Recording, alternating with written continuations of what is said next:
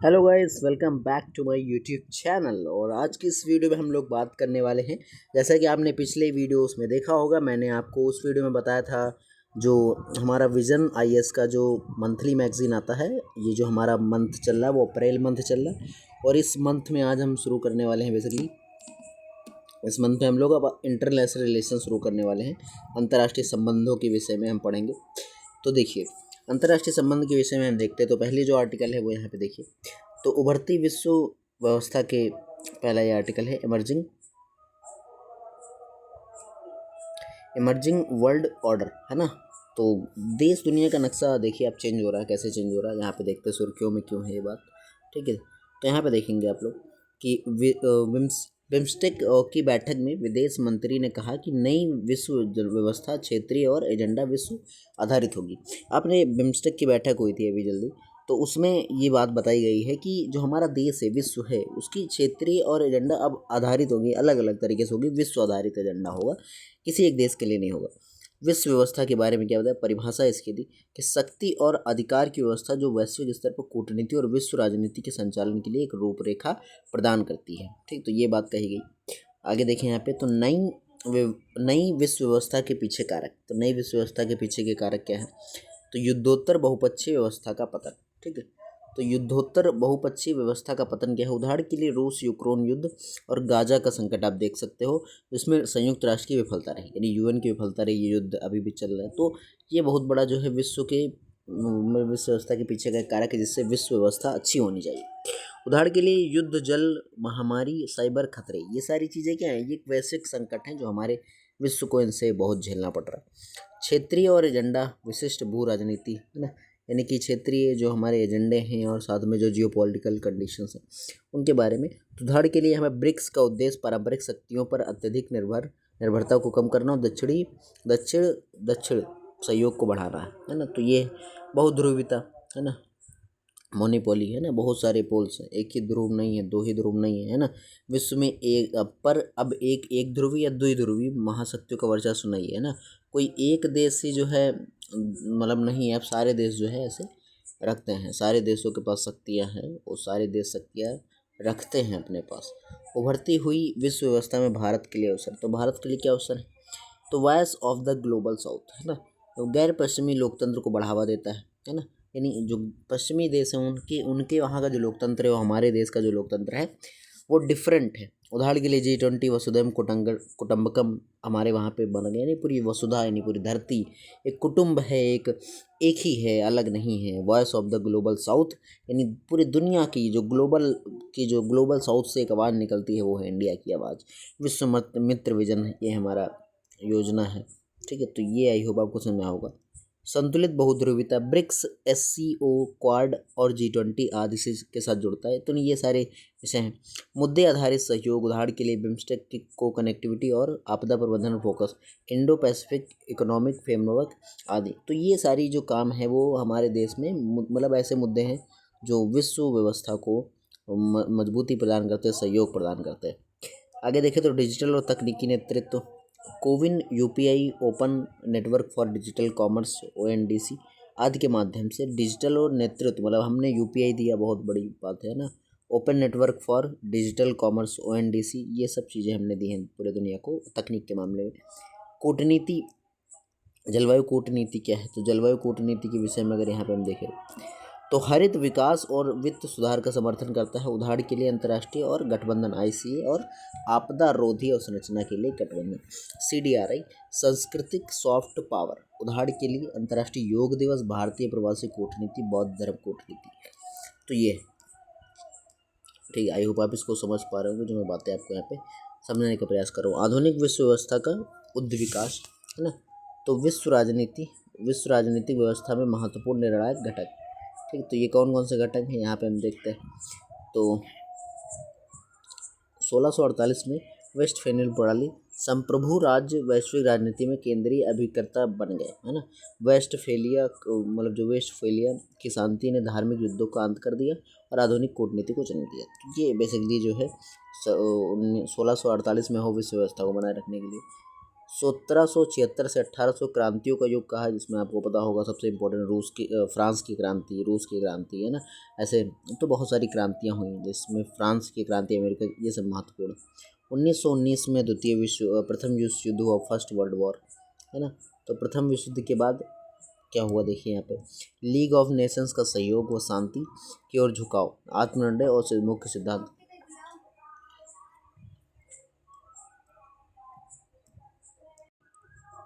तो आगे देखिए यहाँ पे, तो 1945 में द्वितीय विश्व युद्ध के बाद और शीत युद्ध का दौर चला है ना, द्वितीय विश्व युद्ध समाप्त हो गया। तो देखिए पहले विश्व युद्ध जब हुआ तो यूएन मतलब जो है का गठन किया गया ताकि पूरी दुनिया में द्वितीय विश्व युद्ध ना हो। फिर द्वितीय विश्व युद्ध हुआ तो द्विध्रुवीय विश्व व्यवस्था संपन्न हुई, बन गई, जिसमें एक तरफ संयुक्त राज्य अमेरिका और दूसरी तरफ सोवियत संघ था, आपको बात पता होगी। तो ये कंडीशन आई, उपनिवेशवाद का उन्मूलन होने लगा, मानवाधिकार आंदोलनों को द्वारा अंतर्राष्ट्रीय कानून का विस्तार होने लगा। तो इस तरीके से हुआ, जिससे आपको पता है उसी समय भारत देश को आज़ादी मिली 15 अगस्त 1947 को, ठीक है। 1921 में शीत युद्ध के बाद का दौर, आरंभ में अमेरिकी वर्चस्व आधार एक ध्रुवता थी, बाद में बहुध्रुवता की ओर क्रमिक बदलाव हुआ। तो ये पहला आर्टिकल था।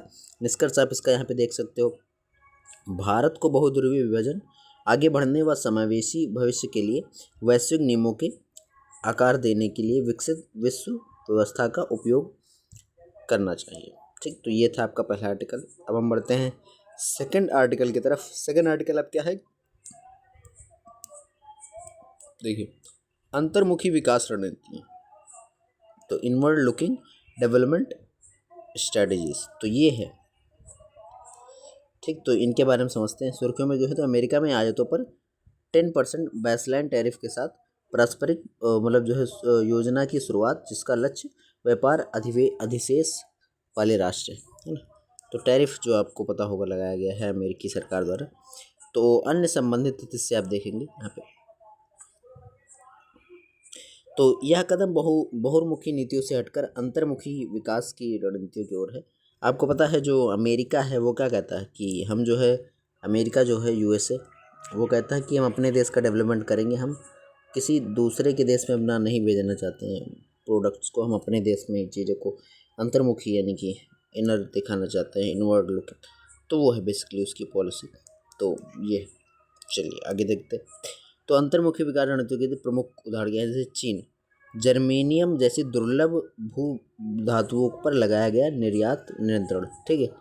इंडिया, मेक इन इंडिया और पीएलआई योजना और आत्मनिर्भर भारत योजना अभियान। तो इनके तहत क्या किया गया कि हम अमेरिकी चीज़ों पे बहुत ज़्यादा जो है क्या करते हैं, टैक्स लगा देते हैं। इसकी वजह से अमेरिका ने भी हमारे ऊपर टैक्स लगाया, जिससे उसके देश के प्रोडक्ट ज़्यादा बिक सके, अपने देश में मतलब महंगे बिक सके। तो ये उसके पीछे की रणनीति। आगे बात करें तो देखिए, अंतर्मुखी विकास रणनीति कि स्वदेशी कच्चे माल घरेलू उत्पादन पर ध्यान केंद्रित करता है। इसका उद्देश्य स्थानीय उद्योगों को रक्षा करना और बाहरी निर्भरता को कम करना है ना। जो स्थानीय उद्योग हैं उनकी रक्षा करना और बाहरी निर्भरता को कम करना इसका उद्देश्य है। कहाँ चला गया भाई साहब, अब मैं इसको ढूंढूं भाई, तो ढूंढते हैं भाई, देखिए, tin tin tin tin tin. और गाइस आप लोगों को पता होगा यूट्यूब पे वीडियोस बनाना बड़ा कठिन काम होता है, क्योंकि व्यूज़ से आते नहीं, फिर भी बनाना पड़ता है। कि बहुत से लोग कहते हैं भैया बनाया करो वीडियो, हम आपकी वीडियोस देखते हैं, तो हमने कहा चलो बना देते हैं भाई साहब, है ना। तो इसीलिए बनाता हूँ मैं वीडियोस, ठीक है। तो देखते हैं भाई कहाँ पे लिखा हुआ, भाई PDF खो जाता तो गुस्सा लगने लगती। चलो आ गया, तो यहाँ पे हम लोग पहुँचे थे, है ना, यहाँ पे, ठीक। तो अब यहाँ पे हम बात कर रहे थे कि अंतर्मुखी विकास रणनीतियाँ क्या हैं। तो देखिए, उत्पत्ति इसकी लैटिन अमेरिका जो है, प्रथम विश्व युद्ध के बाद आर्थिक महामंदी के कारण लैटिन अमेरिका को 19वीं सदी में मुक्त व्यापार संकटों को निपटाने के लिए अपनाया गया था, है ना। भारत में स्वतंत्रता के बाद औपनिवेशिक शोषण के और आर्थिक स्वायत्तता लक्ष्य से प्रेरित होकर संचलवाद को बढ़ावा दिया, यानी कि अपने देश के प्रोडक्ट को बिके, इसके लिए दूसरे देशों से आने वाले प्रोडक्ट को हम चीप मार्केट में ना उतारें, उसको हम उस पर टैरिफ लगाएं, टैक्स लगाएं, जिससे वो महंगे हो जाएं, जिससे हमारे भारत देश का भी प्रोडक्ट बिक सके। तो ये है विकास संबंधी रणनीतियाँ, आंतरिक और बाह्य अवलोकन। तो ये आंतरिक अवलोकन रणनीति और बाह्य अवलोकन रणनीति, ये दोनों रणनीति क्या हैं देख लेते हैं यहाँ पे। ध्यान से देख लेते हैं एकदम मस्त से और इसको समझने का प्रयास करते हैं गाइस। तो देखिए यहाँ पे कि जो डी ग्लोबलाइजेशन है उसका मतलब क्या है। यह भी एक व्यापक प्रवृत्ति का हिस्सा है। इसका मतलब क्या है, सुरक्षात्मक उपायों के माध्यम से स्थानीय उद्योगों का समर्थन, है ना। आपने अगर ये पढ़ा होगा यार तो उसमें आपको ये चीज़ें पता होंगी। मैं बहुत ज़्यादा इन टर्म्स को डिफाइन नहीं करने वाला हूँ कि डी ग्लोबलाइजेशन क्या होता है। अब मैं ये चीज़ें डिफाइन करने लगूंगा यहाँ पे तो बहुत टाइम लगेगा और वीडियो बहुत लंबी हो जाएगी। तो आप सिर्फ उसको पढ़ते चलिए, पढ़ने का काम मैं करा रहा हूँ यहाँ पे, आपको समझते हुए चलना है, ठीक है। तो ये आपका काम है। घरेलू नौकरियों में विदेशी प्रतिस्पर्धा से बचाना, है ना। और घरेलू उत्पादों को बचाने के लिए टैरिफ और सब्सिडी ये लागू करना। क्या करना, टैरिफ और सब्सिडी का उपयोग करना। तो ये बेसिकली किया जा रहा है, ठीक है। स्थानीय व्यवसायों को बढ़ावा देने के लिए विदेशी प्रतिस्पर्धा को सीमित करना। तो ये काम है। आत्मनिर्भरता पर जोर देना, है ना। आत्मनिर्भर भारत आपने मिशन तो चल ही रहा है भाई साहब, ठीक है। और इससे क्या होगा, आयात निर्भरता को कम करेंगे, है ना। आयात मतलब दूसरे देशों से जो आयात हम करते हैं वो कम होगा, है ना। आयात प्रतिस्थापन और औद्योगिकीकरण पर ध्यान देंगे, ठीक है। ICI industrialisation. व्यापार घाटे विदेशी मुद्रा बहिर्वाह का कम करने के लिए लक्ष्य रखा। तो ये है दोस्तों। आगे बात करते हैं हम लोग अब बाह्य अवलोकन की रणनीति क्या होती है। तो इससे वैश्वीकरण ग्लोबलाइजेशन को हम बहुत ज़्यादा देते हैं। आपको पता होगा भारत में ग्लोबलाइजेशन 1991 में शुरू हुआ था, है ना, 1991 में। ठीक, ये बात आपको अच्छे से याद होगी, ज्ञात होगी।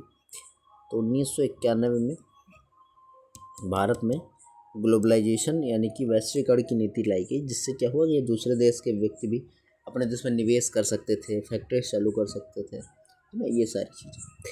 तो मुक्त व्यापार को प्रोत्साहित करता है ना। मुक्त व्यापार का मतलब क्या होगा, फ्री ट्रेड, है ना। फ्री ट्रेड को प्रोत्साहित करेगा कि कहीं भी कोई भी व्यापार कर सकता दूसरे देश का व्यक्ति भी।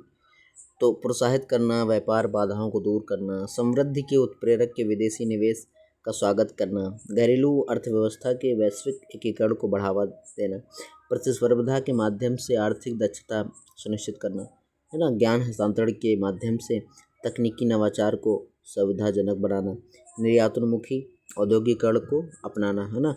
वैश्विक बाजारों में तुलनात्मक लाभ का तलाश करना। तो ये चीज़ें हैं। आगे बात करते हैं यहाँ पे। तो अंतर विकास रणनीति के प्रमुख उद्देश्य व दृष्टिकोण क्या है, तो ये हम समझते हैं।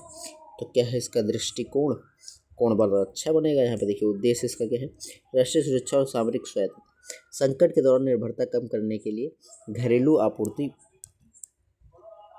आपूर्ति श्रृंखलाएं और सेमीकंडक्टर फार्मा विकसित करना, है ना। सेमीकंडक्टर्स के जो फॉर्म है वो विकसित करना। एक बार UPSC मेंस में क्वेश्चन भी है सेमीकंडक्टर से रिलेटेड, काफ़ी इंपॉर्टेंट है, उसमें चल रहा था। तो उदाहरण के लिए संयुक्त राज्य अमेरिका का चिप्स अधिनियम, है ना, सेमीकंडक्टर सब्सिडी को देता जो उनके देश में। तो आर्थिक संप्रभुता को पुनः प्राप्त करना। तो ये है ना। विश्व व्यापार संगठन और IMF जैसी वैश्विक संस्थाएं अमीर देशों का पक्ष लेते हैं, आंतरिक रणनीति अधिक नियंत्रण करना प्रदान करती हैं ना। जो बड़ी बड़ी संस्थाएं वो अमीर देशों को ही ज़्यादातर भाव देती भाई साहब, है ना। उदाहरण के लिए भारत का आत्मनिर्भर भारत अभियान 20 लाख करोड़ रुपए का पैकेज, चीन की दोहरी सर्कुलेशन नीति, है ना। तो ये आगे बात करें तो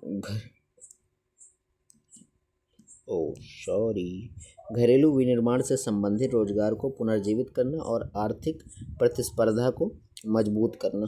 अंतर्मुखी नीतियाँ आयात प्रतिस्थापन और रोजगार सृजन को बढ़ावा देती हैं। उदाहरण के लिए भारत में 5 सकारात्मक स्वदेशी पर सूचियाँ शामिल। आगे बात करें तो व्यापार असंतुलन का समाधान, निष्पक्ष प्रतिस्पर्धा के लिए टैरिफ और गैर टैरिफ बाधाओं का उपयोग। उदाहरण के लिए भारत सरकार ने रक्षा बजट का 45% घरेलू खरीद पर आरक्षित किया। तो ये आपका दोस्तों था। आई होप आपको इसको समझ में आया होंगे कि जो मैंने बातें यहाँ पे आपको बताई। देखिए जो बातें मैं बताता चलूँ उसको एक बार रिवाइज करते रहिएगा आप लोग, मतलब समझते रहिएगा। चलिए आगे बात करेंगे तो हम लोग इसमें अंतर्मुखी विकास के संभावित नकारात्मक प्रभाव क्या है। उपभोक्ता वस्तुओं के मूल्य में वृद्धि होगी, यहाँ पे जो मूल्य है उसमें क्या हो जाएगी, वृद्धि होगी। और दक्षता में कमी आ जाएगी, रिसोरिंग फ्रेडसोरिंग महंगा और कम लचीला हो सकता है। आपूर्ति श्रृंखला पर विखंडन हो जाएगा, इससे बड़ा नकारात्मक प्रभाव है ना। ये जो फूड चेन है हमारी वो इससे प्रभावित होगी। जैसे इलेक्ट्रॉनिक्स मोबाइल्स क्षेत्रों में देरी होगी, है ना, बहुत देर में मोबाइल फ़ोन मिलेंगे, तो ये एक दिक्कत होगी।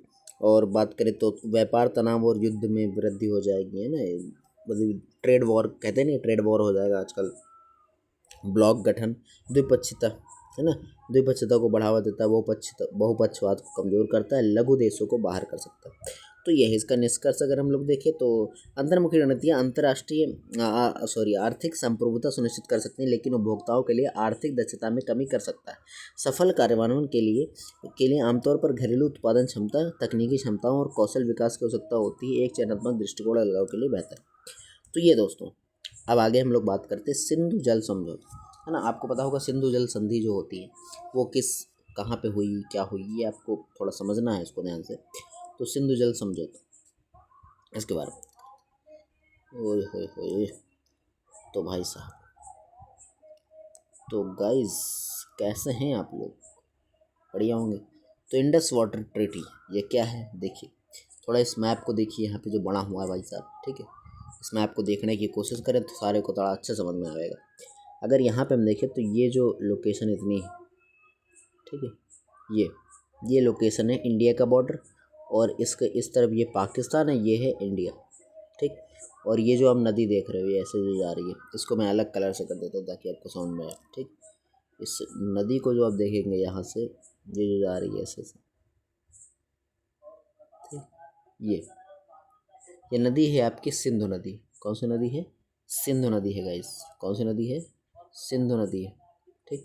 नीचे झेलम है, चिनाब है, ये नदी है, ठीक है। तो ये नदी जो है आप देखेंगे, इतना जो इसका पार्ट है वो इंडिया में है, इसका आगे का जो पार्ट है वो कहाँ है, वो हमारा पाकिस्तान में है, ठीक है।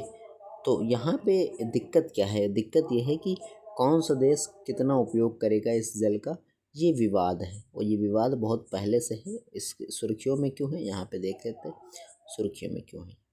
तो सुर्खियों में इसलिए है क्योंकि अभी आपको पता होगा भारत पर जो है पाकिस्तान के आतंकवादियों ने, अब पाकिस्तान के आतंकवादी हैं वो तो कन्फर्म है ही, तो वहाँ के जो आतंकवादी हैं उन्होंने भारत पे क्या किया, उन्होंने पहलगाम अटैक किया। तो पहलगाम अटैक के चलते हमने इंडस वाटर ट्रीटी को क्या कर दिया, निलंबित कर दिया। तो ये हुआ। अन्य संबंधित तथ्य से हम समझते हैं, तो इंडस वाटर ट्रीटी से संबंधित तो नदियों का विभाजन यहाँ पे जो दिया गया है इसको आप थोड़ा समझ सकते हैं। एग्जाम में कभी क्वेश्चन क्या पूछ सकता है, पश्चिम नदियाँ पाकिस्तान के नियंत्रण में और भारत की पूर्वी नदियाँ भारत के नियंत्रण में, ठीक। तो ये कभी कभी एग्जाम में क्वेश्चन पूछ लेता है, तो ये आप याद रखिएगा। एग्जाम में इससे भी क्वेश्चन पूछता, झेलम नदी, चेनाब नदी, फिर ऐसी जो नदियाँ हैं उनके विषय में पूछ लेता, उत्तर से दक्षिण क्रम में लिखिए।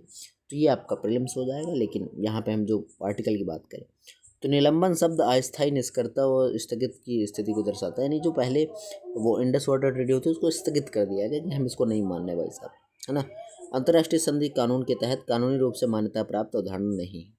सिंधु ना तो सिंधु जल IWT और ना ही Vienna Convention on the law of treaties VLCT 1969 किसी संधि के दायित्व को स्थगित करने के लिए निलंबन और एक वैध आधार के रूप में स्वीकार करता है।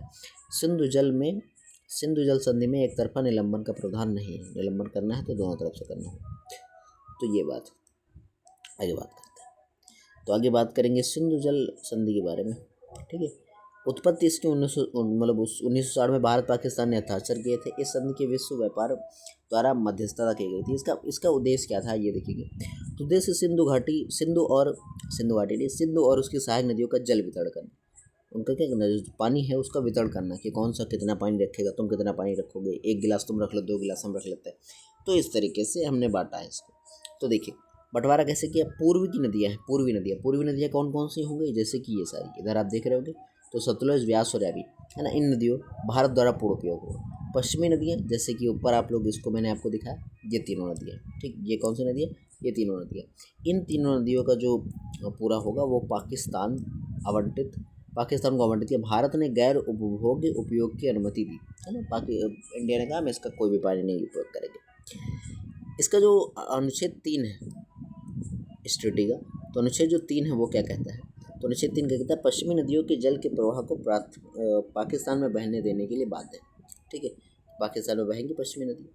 डेटा का आदान प्रदान, नदी के प्रवाह उपयोग के संबंधी जानकारी, ये नहीं बाढ़ आ रही, ये नहीं बाढ़ रही, तो भारत बता देगा उसको। तो ये विवाद समाधान के 3 चरण होंगे। तो 3 चरण कौन कौन से होंगे देखेंगे यहाँ पे हम लोग।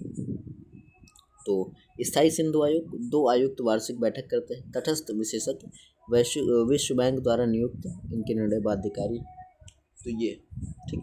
अगला जो है मध्यस्थता न्यायालय COA 7 सदस्यीय न्यायाधिकरण, इसमें बहुमत निर्णय लिए जाते हैं। तो ये सिंधु जल सिंधु जल संधि की निर्लंबता की निहारता है। तो भारत पर क्या है देखिए यहाँ पे, इसको मैं पेन से कर लेता हूँ।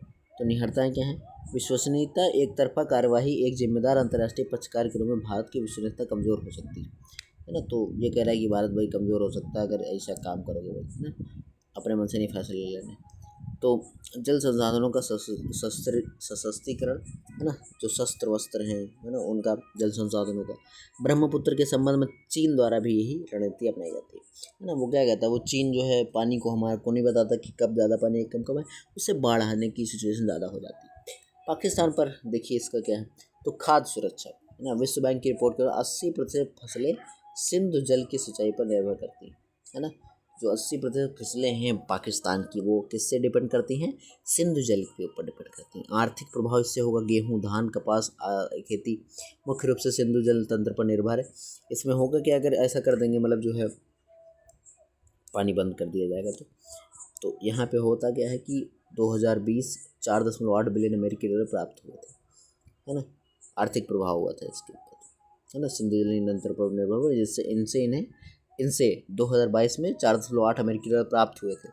बात करें आगे तो अमेरिका बोल रहा हूँ, विद्युत और जल की कमी।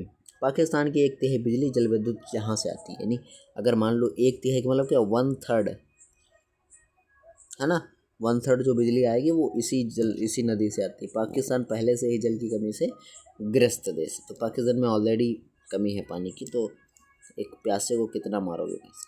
चलिए, तो इंडस वाटर ट्रीटी जो है उससे संबंधित अन्य मुद्दे, बांधों पर आपत्ति है ना। पाकिस्तान किशनगंगा, झेलम और रतले चिनाब पर बांध की आपत्ति जताई, है ना। पाकिस्तान जो है, जो ये किशनगंगा ये सब पे बांध बने, तो इस पर आपत्ति जताते हैं। विवाद समाधान तंत्र का पालन न करना, है ना, विवाद जो है समाधान तंत्र का पालन नहीं करना है। भारत की किशनगंगा जल विद्युत परियोजना पर पाकिस्तान ने तटस्थ विशेषज्ञ तंत्र को दरकिनार करते हुए हेग स्थित अस्थायी मध्यस्थता न्यायालय PCA में मामले के लिए गया, जहाँ जो यह संधि विवाद में समाधान तंत्र का उल्लंघन करता है। ठीक है, आगे है जैव विविधता पर प्रभाव। तो जैव विविधता पर क्या प्रभाव पड़ा, शाहपुर कंडी और उज जैव परियोजना सिंधु घाटी डॉल्फिन को प्रभावित कर सकता है। तो ये आतंकवाद से संबंध, 2016 में कश्मीर में एक आतंकवादी हमले के बाद भारत ने चेतावनी दी थी, पानी और खून एक साथ नहीं बह सकते। पानी और खून एक साथ बह नहीं सकते, लेकिन फिर भी तो बहेगा। नियमित डेटा साझा कर नहीं, नदी बेसिन की स्थिति को समझने के लिए जल प्रवाह संबंधी डेटा साझा कर महत्वपूर्ण रूप से आवश्यक है।